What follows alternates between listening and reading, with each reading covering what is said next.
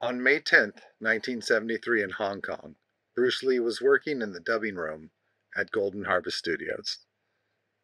The air conditioner was turned off to avoid the noise appearing on the recordings.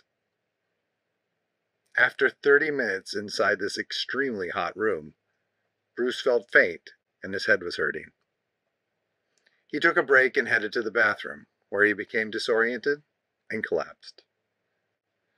When he came to, a staff member helped him up and brought him back to the dubbing room. He was pale, sweating, and could barely stand. He fainted, and his body immediately began convulsing. Golden Harvest CEO Raymond Chow had his secretary call Dr. Donald Langford at Baptist Hospital. Bruce was having difficulty breathing, and his body was shaking in spasms. Dr. Langford told Chow to rush Bruce to the hospital immediately. This was 72 days prior to Bruce Lee's death.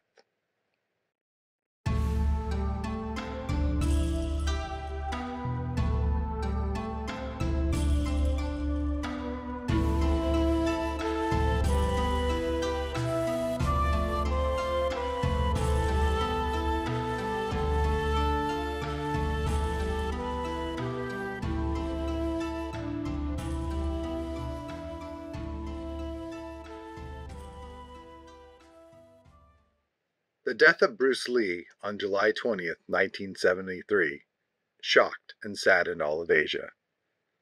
But here in America, Enter the Dragon had not yet been released, leaving only a handful of roles that he played, with his biggest role in the West playing Brett Reed's Chinese sidekick, Kato, in the show The Green Hornet. Because of Bruce's unique fighting style, the Hollywood stuntmen of the time could not come to terms with the types of actions and reactions that were required of them. The standard of film and television fighting were typically arm swinging, lunging, and fake furniture smashing. The only stuntman that could even remotely compete with Lee's style of speed and focused strike delivery was judo champion and wrestler Gene LeBell. In 1966, The Green Hornet had moderate success, but not enough to gain a second season. Bruce ended up having to teach students to make money during his time looking for roles. Bruce Lee started to gain celebrity connections, and as it would keep growing, Lee had the opportunity to charge these celebrities $250 an hour for his training. His students would include James Coburn, Steve McQueen, and the basketball player Kareem Abdul-Jabbar. Even though Bruce was able to be a working actor in Hollywood, scoring roles in shows like Longstreet and Marlowe with James Gardner, he could only work in films as a fight choreographer. One such film was The Wrecking Crew, that starred Dean Martin, Sharon Tate, and Chuck Norris. Bruce Lee actually began his career in cinema when he was just 6 years old and appeared in 20 films that were produced in Hong Kong. While visiting family in Hong Kong in 1970, Bruce Lee was mobbed by people who spotted their Hong Kong child star, the man who made it big in America. Lee didn't know that the Green Hornet had been on televisions throughout Hong Kong. In Hong Kong, it was actually called The Kato Show. When Bruce was back in America, his friend James Coburn told him to stop doing TV and instead go to Hong Kong and make movies, and then show Hollywood producers what he could do. Cinema would never be the same.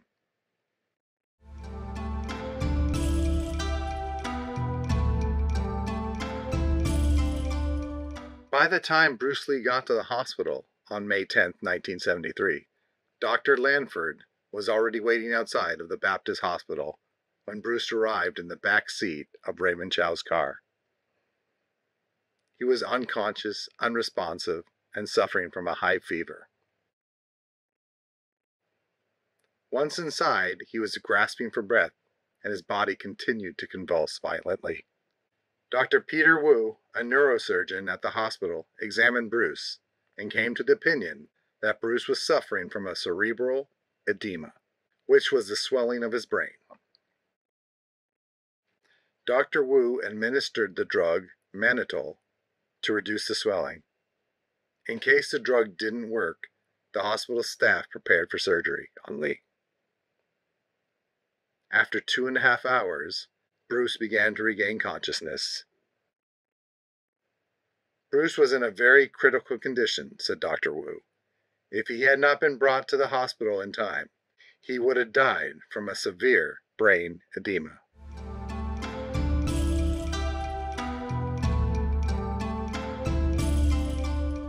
Taking place in a poor working community in Thailand, Bruce plays a worker in a migrant Chinese workforce employed in an ice factory.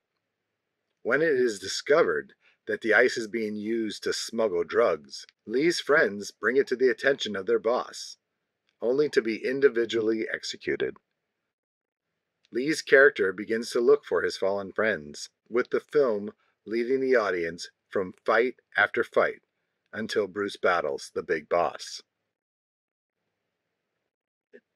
When Lee first tried to get into films in Hong Kong, he went to the Shaw Brothers Film Studios, which was the leading movie studio in Hong Kong and the place he worked at as a child.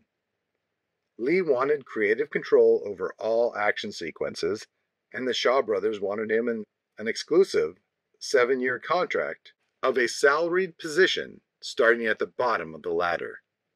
This contract also prevented him from working in Hollywood. Lee declined and instead found the founder of Golden Harvest, Raymond Chow. More accurately, Chow found Bruce. Golden Harvest was an independent studio on the brink of collapse. Raymond saw an opportunity in Bruce Lee and offered him a 2-picture, non-exclusive deal that gave Lee the creative control he desired. Surprisingly, Lee was not originally intended to be the lead in The Big Boss. That was to be the in-house talent, Golden Harvest actor James Chen. Once Lee's martial arts were shown to cast and crew, the script was rewritten to kill James Chen's character and make Bruce the hero of the film. James is listed as Paul Tin in the film's credits. The techniques in The Big Boss are delivered with power and conviction.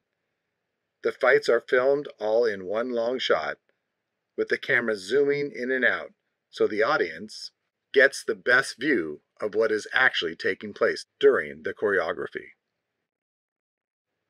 Since Bruce was able to oversee some script changes, he was able to humanize the characters and also directed the action scenes to look more realistic and bring Western cinema style to the film. Though, one can't forget to mention the scene where one villain is thrown through a wall, leaving behind a cartoonish human-shaped hole. In 1971, The Big Boss broke all records in Hong Kong and made $3.2 million, which beat the former record holder, The Sound of Music. National General Films would purchase the rights to release The Big Boss and the next film, Fist of Fury, for U.S. release in American theaters.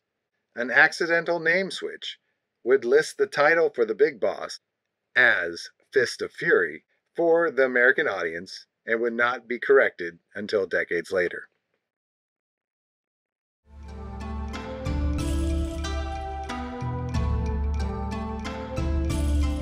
While recovering in the hospital on May 13, 1973, Bruce Lee would talk with Dr. Peter Wu and go through a rundown of his personal medical history to determine what could have caused the cerebral edema.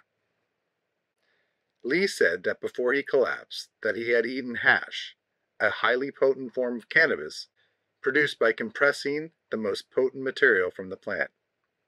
Dr. Wu advised him not to eat it again and said, "You've already had a very bad time with the drug.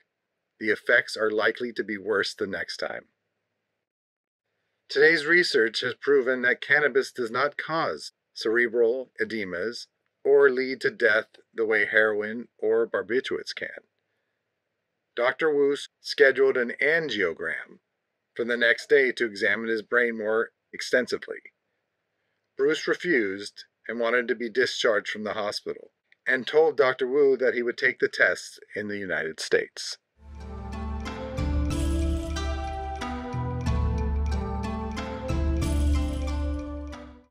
Bruce Lee would not forget about Hollywood, but Hollywood remained closed to him.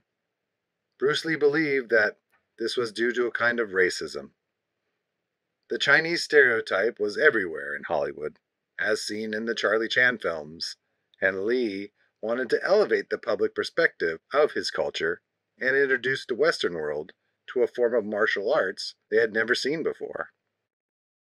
Unfortunately, Hollywood's poor uptake and refusal to use someone with such abilities, qualities, and charisma was just a reflection of racial prejudice, something Lee believed that there was such a thing in this world. Except, of course, in Hong Kong, and Raymond Chow knew he had an opportunity to release a picture that could be possibly bigger than anything created by the Shaw brothers. Golden Harvest announced Bruce Lee's next project before The Big Boss was even wrapped. Based on a story idea by The Big Boss director Lo Wei, Fist of Fury was about a young man on a vengeful quest to strike back at the foreigners responsible for the death of his master. Lee had an uncomfortable relationship with Lo Wei that worsened with him directing Fist of Fury also. With the stakes being higher and concerned with his reputation, Lee felt Lo Wei was too careless when it came to filming, and this caused multiple disagreements, leading Lee to take over directorship of large parts of this film. Fist of Fury, when released in 1972, resounded with the Chinese audience, and Lee became a hero, a symbol of Chinese strength, and demonstrated once again why he is the foremost martial arts performer. Prince of the Big Boss and Fist of Fury reached a development executive at Warner Brothers named Fred Weintraub. The two films were huge box office successes in the U.S., with Fist of Fury grossing $110,000 in its first week. This would start the interest and the creation of a starring vehicle for Bruce Lee, 1973's Enter the Dragon.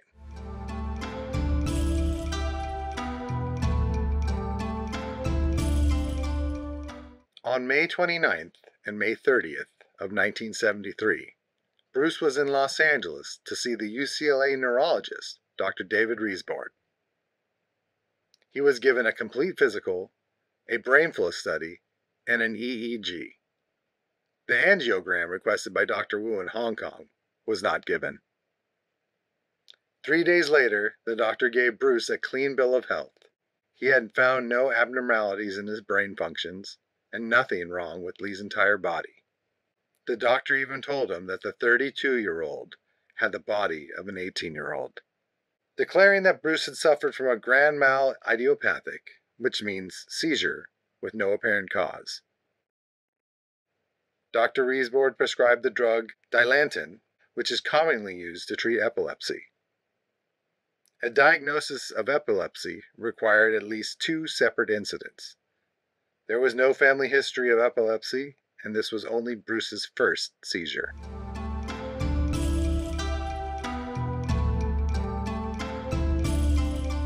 Before working on Fist of Fury, Bruce moved himself and his family to Hong Kong, and now that he had completed his 2-film deal with Golden Harvest, Lee commanded more control over his films. Taking his earnings and the strength of his financial potential, Bruce formed his own production company called Concord. He collaborated with Raymond Chow, using Steve McQueen's own company's deal with Warner Brothers as a blueprint. The two filmmakers' partnership gave Lee a 51% majority stake in the company, as well as freedom to write, act in, and direct his own pictures from now on. This was a first in the history of Hong Kong's film industry. The Way of the Dragon speaks to the experiences of Chinese people outside of China. Li created a story around the character named Tang Lung, which means China Dragon.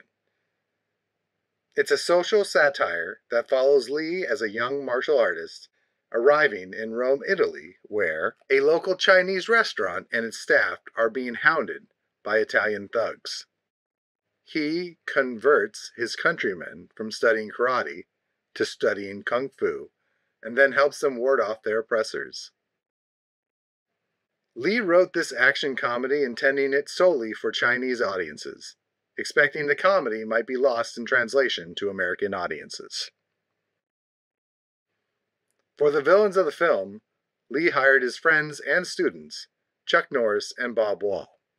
This was the first time that Caucasian actors were the opponents in a martial arts picture. The fight between Li's Tang Lung and Chuck Norris's Colt is still considered by many to be one of the greatest screen confrontations. Li starts off fighting very rigid and formal, like Norris. But because Norris is bigger, Li's character is losing. Li changes up his style, dancing around, being more flexible and flowing. This change confuses Norris and his formal fighting style, which gives Li the edge to win. Li shows his audience his fighting philosophy with his on-screen character. Even one of Li's favorite philosophies, to honestly express yourself, makes it into the film. True to his original plans, he did not release The Way of the Dragon to international audiences. It broke all records again throughout Asia, with a box office tally of $5.4 million in Hong Kong alone. Li had started a cinematic revolution with the success of a film that he wrote, directed, and starred in. It would also give the world their first look at nunchucks.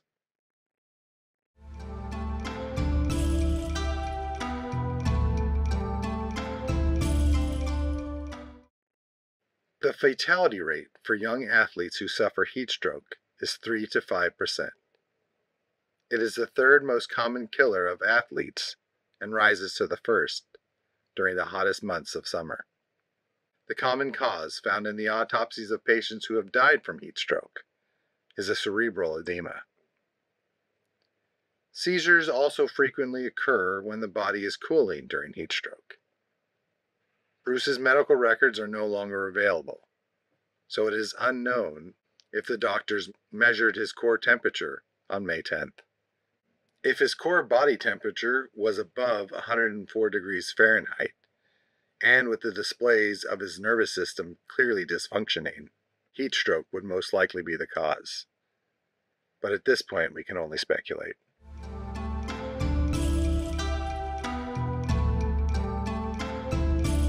Bruce decided his next picture after The Way of the Dragon should top everything he had made at this point, focusing on an international blockbuster that would make him the world's foremost martial arts practitioner and pave the way for the rest of his film career.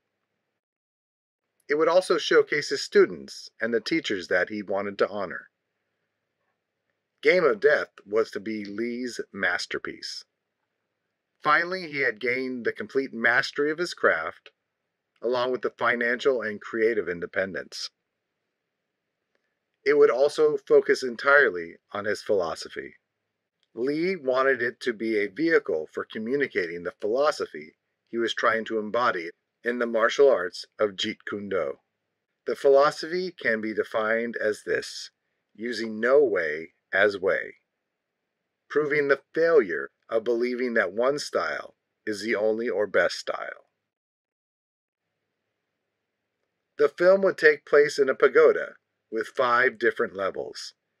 Each level was to be guarded by a master of a particular martial arts style, which equals the way. Li would show the corresponding flaw in each of the master's formal systems. Bruce's Jeet Kune Do philosophy is demonstrated to be flexible, fast, whip-like, natural, adaptable, and not frozen into sequence and style. just like the lesson seen in the Coliseum fight with Chuck Norris in Way of the Dragon. The film's production would begin before there was even a script. Lee knew enough of the story to pitch it to James Chen, as well as his old opponents Chuck Norris and Bob Wall. It would also feature Dana Santo, Taki Kimura, and the former James Bond, George Lazenby. Bruce's final stage at the pagoda would be his student, Kareem Abdul-Jabbar. Lee was never able to complete The Game of Death. He received an offer to star in a movie that he took immediately.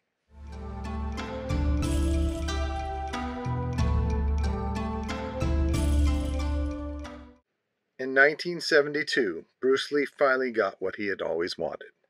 The door to Hollywood was not only opened, it was opened by Warner Brothers, with a green light on a picture specifically for Lee. The film Enter the Dragon was produced by Fred Wintraub, directed by Robert Klaus, and written by Michael Allen. This film transformed not only Hollywood's fight choreography, but also popular culture.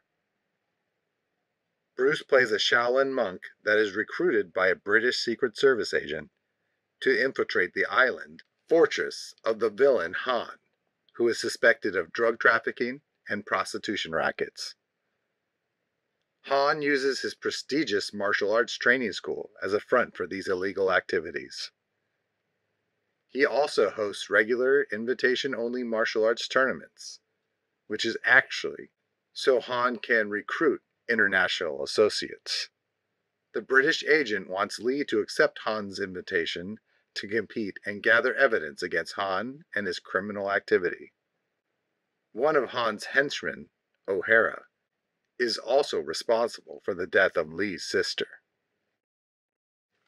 Co-starring with Bruce Lee would be John Saxon, Anna Capri, Bob Wall, Shin Kine, and introduce the world to Jim Kelly. If you look closely, you can see newcomer Jackie Chan getting his neck broke by Bruce Lee.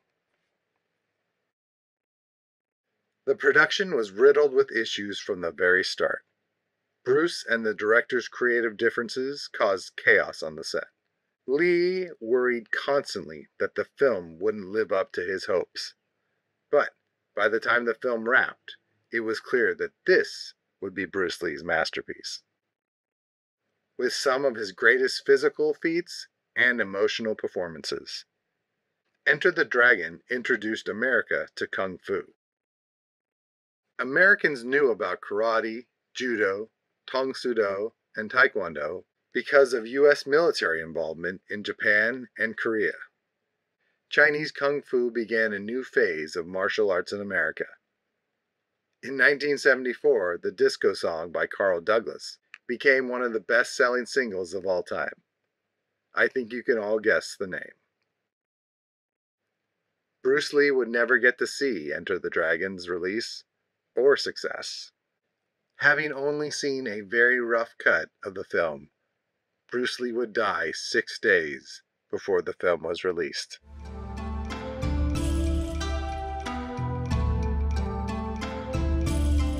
On July 20th, 1973, at 7:30 p.m., Bruce was feeling faint and complained of a headache.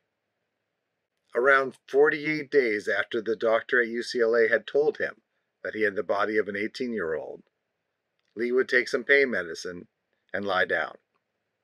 He would never wake up. He had spent the day very excited about having the former James Bond, George Lazenby, in his film The Game of Death. He was supposed to meet George for lunch but canceled due to other plans.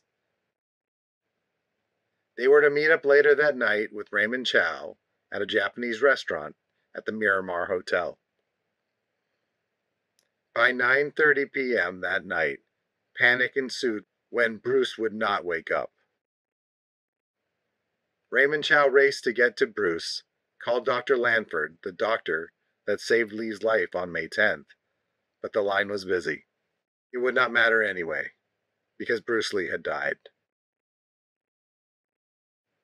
The autopsy concluded that the congestions and edema of the brain were the immediate cause of death. The congestion of the lungs and other organs is strongly suggestive of the brain edema first stopping respiratory functions. While the heart continued to pump blood into the body's arteries, which were dilating because of the lack of oxygen. The edema finally caused failure of the cardiac center of the brain and stopped the heart of Bruce Lee. If you are looking for answers about what caused his death, I have none for you. I can only give you the factual evidence that is available. I refuse to discuss any scandals or media speculation.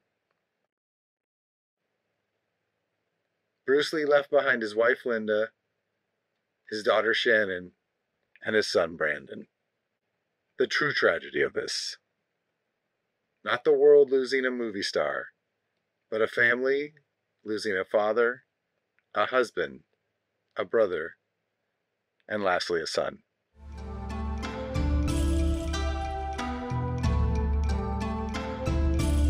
During his classic TV interview on The Pierre Berton Show in 1971, Bruce had this to say: "Empty your mind, be formless, shapeless, like water. Now you put water into a cup, it becomes the cup. You pour your water into a bottle, it becomes the bottle. You put the water into a teapot, it becomes the teapot. Now water can flow, or creep, or drip, or crash. Be water, my friend."